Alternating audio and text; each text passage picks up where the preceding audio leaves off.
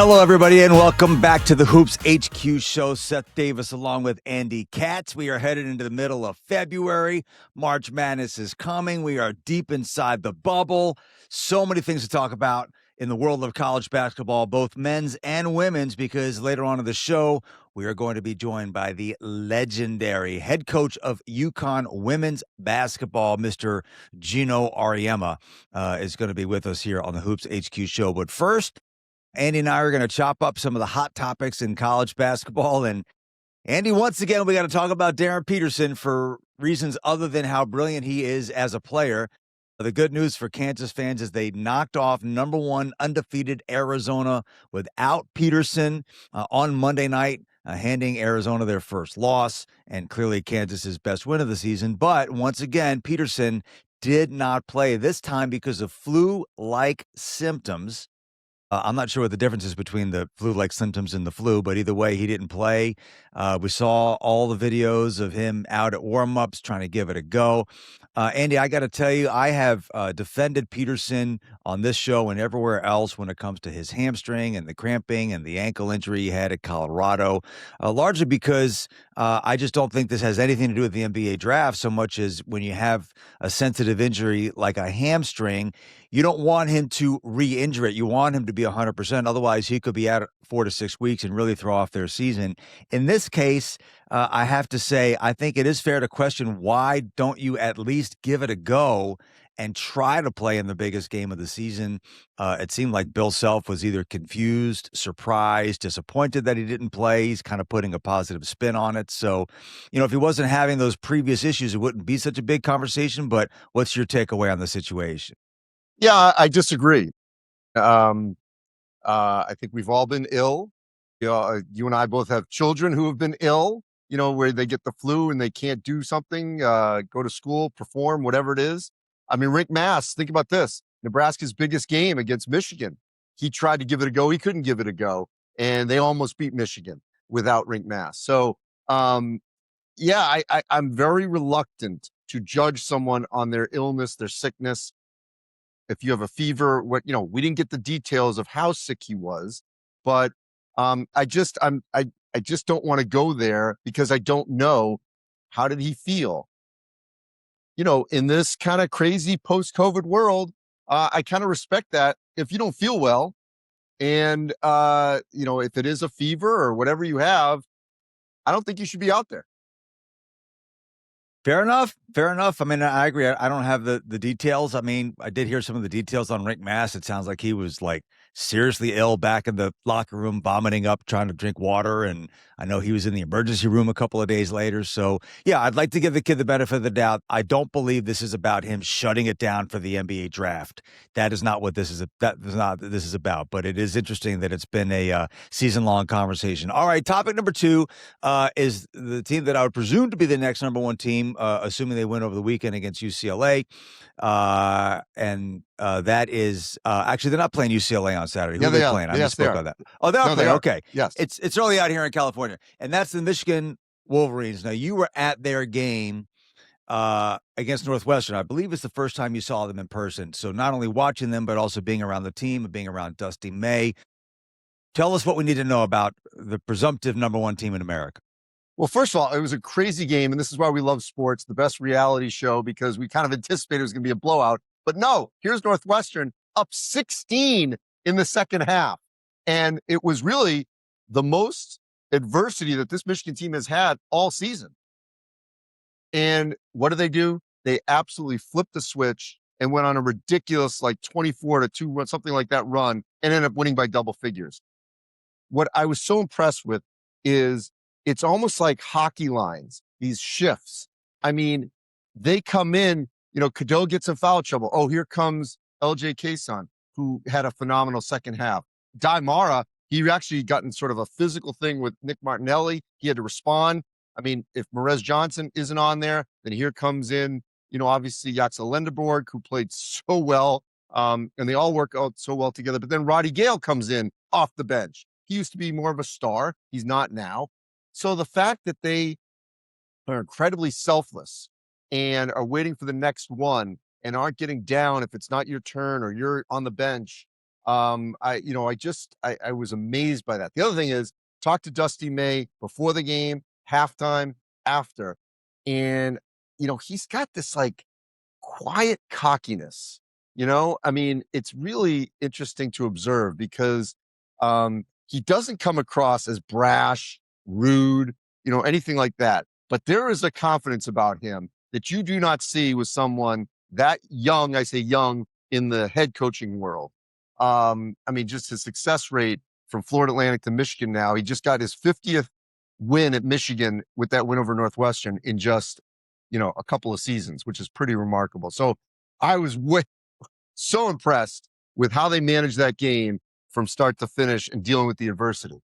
Yeah, I agree. Even when they were down 16, I was watching. I just never thought they were going to lose the game. But you make a great point about Dusty and his comportment and his demeanor. And this is now, he's 2 for 2 in terms of bringing in a ton of transfers and having it work. And we've seen a lot of situations where it doesn't work. And it's interesting, one place where it's clearly not working is Kansas State, which brought in maybe the most expensive transfer in the portal in P.J. Haggerty this year. Did the same thing last year with Coleman Hawkins. Of course, we remember in Jerome Tang's first season, he brought in a bunch of new players and a totally new roster and went all the way to the Elite Eight. Last few years, it hasn't been working. And then, he comes in the press conference and he says, this is embarrassing. These dudes do not deserve to wear this uniform. There will be very few of them in it next year. Said he's going to have a 6 a.m. practice. They lost at home to West Virginia. We've seen this happen a couple of times, coaches, really ripping their guys in press conference. And I'm always thinking like, well, you're the one who brought them in. Yes. You're the one who recruited them. You're the one who put this team together. I feel like when things don't work, the coach should take the blame on this. What was your take on Jerome Tang's comments and just the idea of because we've seen a couple of other coaches doing it. Bobby Hurley did it, especially when things aren't going well. Well, I mean, first of all, you're right. He brought them in. It's his guys. He paid them. And so the onus is totally on Jerome Tang. And you want to get rid of all of them? Fine. But then go answer also to your donors and say, look, I screwed up. I misevaluated. I will say this. I was talking to Brad Underwood earlier this week. I thought he made a great point that in this new world, what you may have to do is really designate, okay, you've got your top tier guys that you're paying, almost kind of like the NBA. Your top tier guys, you're paying a ton of money and you let them know that. Then your mid tier guys and then your developmental, and really designate who is who and sort of put the onus back on them and say, look, I'm paying you top line money. This is what I expect out of you. Here's the next group. And here's the group below that I'm sort of developing, and let everyone know who you are and what your responsibilities are. Because I mean, Jerome, he put these people in place. It's on him. Yeah. It's kind of like, there's a famous story about Abraham Lincoln sending an angry letter to a general. He put it in his desk. He wrote the letter, but he never sent it. It's like when you talk to your wives, your kids, and especially the media, when you're emotional and angry, don't say anything. Give it 24 hours and try to cool off. But I just think it's a bad look, especially when your team is losing as much as it is. Well, our next guest is not used to losing very often, if ever. Gino Auriemma is coming on the Hoops HQ show when we come back. Welcome back, everybody, to the Hoops HQ show. Seth Davis with Andy Katz, and we are joined by the legend himself, 12-time national championship coach of Yukon women's basketball, Geno Auriemma. Gino, thanks for being with us on the show. So you went 9 whole years. Look at that. We got props. 9, pretty good, right? Yeah. I like it. Gino, you went 9 whole years between winning a national championship. And so your initial rush of all those championships was impressive in its own right. But to me, going that long while the rest of women's basketball caught up, largely because of the standards that you set, to be able to now have this rush, not only winning it last year, but also being the dominant team so far in women's basketball this year. What would you say went into that resurgence, if that's what you want to call it? Is anybody watching this? I mean, is this like a really popular show? Very popular. Okay, very popular. Well, they'll watch it because of you. That's why we have you on. We are surging. We need to boost our ratings. I resent that while the rest of college basketball was catching up. We were falling back. I was trying to be nice. Okay. No. I'm just kidding. Obviously the game has changed in so many ways. I mean, the NIL part, the transfer portal part, more kids spread around all over the country. It's a different landscape. I think the 9 years, I never thought about, we're never going to win another one. And I never thought, yeah, we are, it's interesting because eight of those 9 years that we didn't win, we were in the Final Four. So, if your program is going to tank, and tanking means you're in the Final Four with a chance to win it every year, that's the best you can hope for in an absolute utopia. Gino, you've had so much experience in having the target on your back, being undefeated, being basically the Super Bowl for every road game. But you've had so many different players that come through. How do you educate them as to what to expect every time they go in a road venue, even though they're maybe more talented, that they are going to be the hunted every single time? For the longest time, Andy, it was like there's something about can't wait to go on the road. My players, I'd rather play on the road than play at home. I remember playing at Duke. It was like number 1 versus number 2 in the country, and the place was crazy. And the players were coming off the court, and I couldn't hear. They couldn't hear me, and I couldn't hear them. It was so loud. But it takes a certain kind of player to flourish in that kind of an environment. And I would say that for a number of years there, between 2017, 18, I think maybe the bigness of it all got to some of our guys.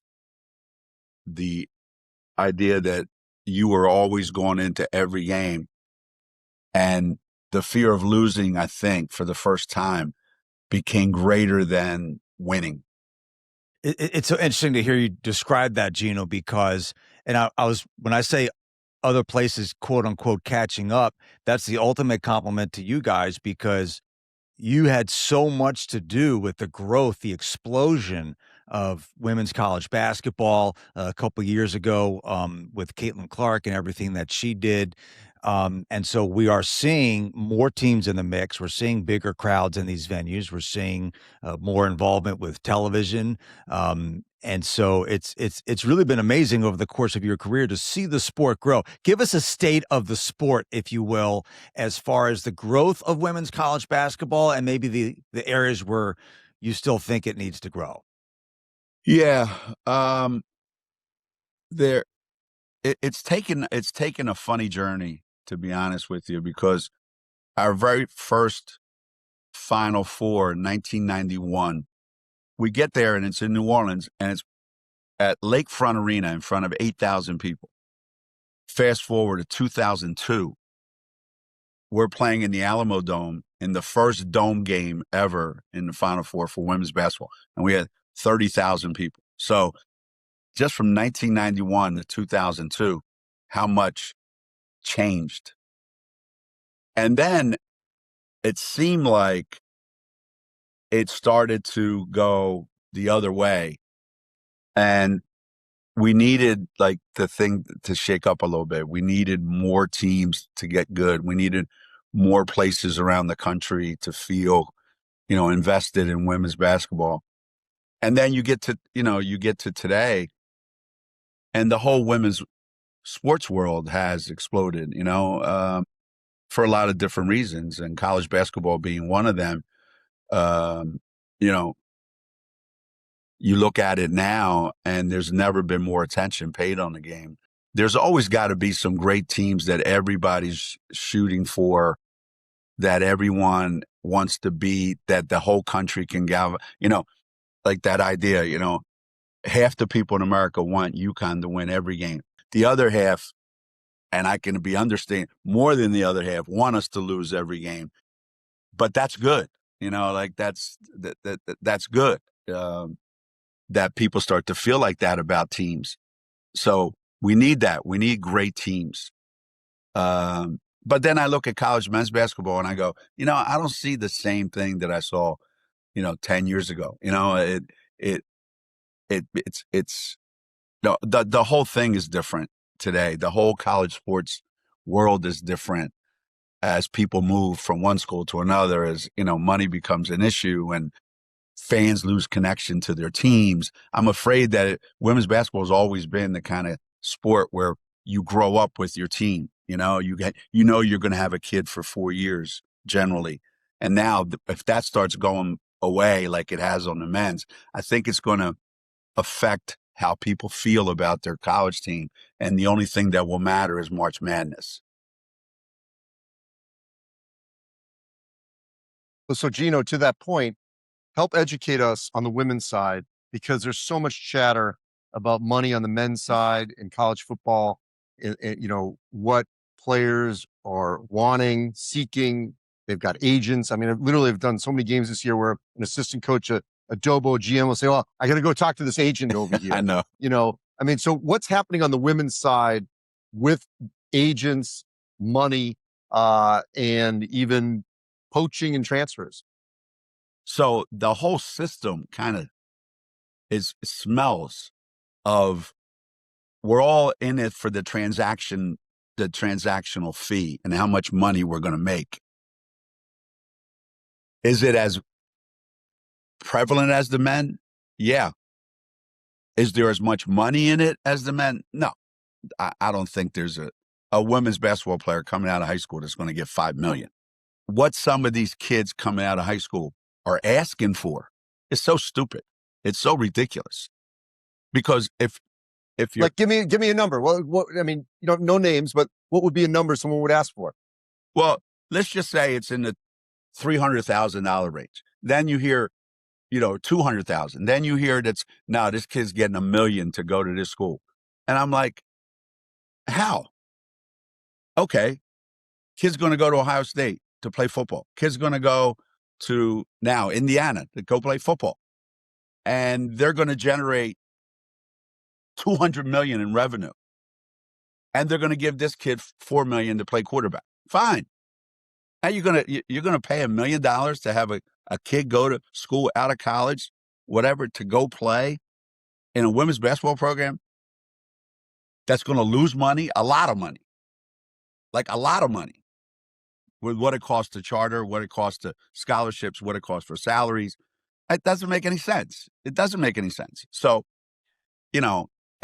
I see it as if that becomes the driving force, then,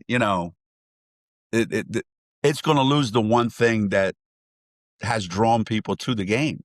All right, Gino, I got a quick one for you here before we let you go. Rather than like an all-star team, okay, you got to put together your all-time UConn team by position. No, hear me out. Hear me out.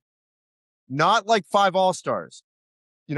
Playmaker, rebounder, screener. Like, give me 5 that would fit positions that you're going to go out on the floor with. I don't want 5 all-stars. 5 players that you've coached that mesh together.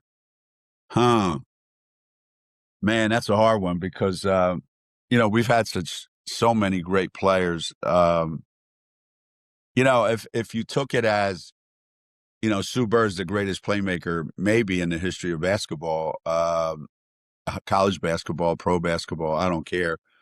And that Taurasi may be the whatever you want to describe her as. And I had those two in the backcourt together, and I don't know. Shows you how much the world has changed. Somebody asked me what it was like coaching them. I said, what's like having, Gail Goodrich and Jerry West in your backcourt? And one of the young writers asked me, Gail Goodrich, who'd she play for? I said, yeah, okay. Next. So, I got Sue Bird and Diana Taurasi in that same backcourt. I think Tina Charles is probably the best rebounder, the best, most forceful kid that we've had in there. And they've played together on Olympic teams. Stewie meshes with everybody and is unguardable and is, at that level, playmaker. All right, you got one more. That other one, that probably goes to Maya Moore, and it's funny because I coached that team at the Olympics. They were on the floor in Rio de Janeiro playing for U.S. and went on like a 15-0 run against, I don't know, Spain or whoever the hell we were playing. So, yeah, if somebody said pick one team, that's the five I would put out. All right, well, so what's Bird, funny? Taurasi, Maya Moore, Tina Charles. Maya Moore, Tina Charles, and Stewie. Breanna Stewart. Yeah. All right, well, go win a few more games, Gino. We appreciate you coming on the Hoops HQ show, and we'll be watching. Thanks, man. Good luck, guys. All right, everybody. We'll be back on the Hoops HQ show after this. All right, we're going to wrap things up on the Hoops HQ show. Rapid fire. We're going to pick 4 games, big games this weekend. Our picks against the spread, Andy. We're going to start with Kentucky at Florida. Gators are favored by 11 points on KenPom. Who you got? You're going to make me, I don't like spread stuff, but you're going to make me do it. I know, that's why I asked. I know. I think Florida wins, but I think it's going to be a closer game. So, yeah, I think that's too high. Yeah, I agree. I think Florida's distinguishing itself, by the way, as the best team in the SEC, but Kentucky knows how to scrap and fight. And I agree. I think Kentucky's going to cover the spread. Kansas at Iowa State -6. Let's assume Darren Peterson plays in that one. Wow. This is a tough one because Iowa State did not play well against TCU.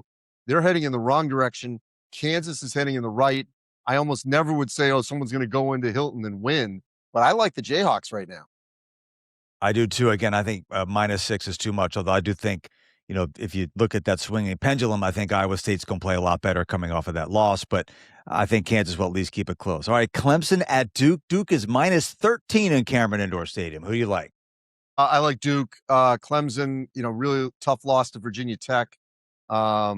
Just when they had a chance to play for first place, essentially, after Duke lost. So, yeah, I think Duke's going to win, and I think kind of handily. All right, 13 points is a lot. I'll go with the Tigers as the underdog there. I think Brad Brownell finds a way to keep things close.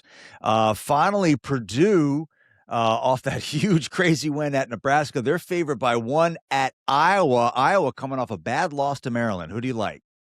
I think a week ago I would have picked the Hawkeyes, but I was really, in struggle city right now. And Purdue, I think, found their mojo in the way they were able to survive that overtime. Remember, they got off to a monster start in the first half against Nebraska. So I'm going with Purdue on the road. Yeah, I agree. I think the Boilermakers found a little something at Nebraska. I still think their ceiling is maybe a little bit lower than we imagine. I think Iowa's been playing a little bit above its pay grade, to be honest, but tough to go against the Hawkeyes at home, but I'll take Purdue in that one as well. So, well, that's going to wrap it up for us on the Hoops HQ show. Thanks again to Gino Auriemma for joining us. And I want to remind everybody, check out our YouTube channel at HHQ Sports. And also, please go over to hoopshq.com. We've got all kinds of great content, anything and everything around college basketball, and especially Brad Wachtel, our bracketologist, with his bracketology columns and bubble watches. We've got it all covered as March Madness is fast approaching. For Andy Katz, I'm Seth Davis. Thanks for joining us on the Hoops HQ show.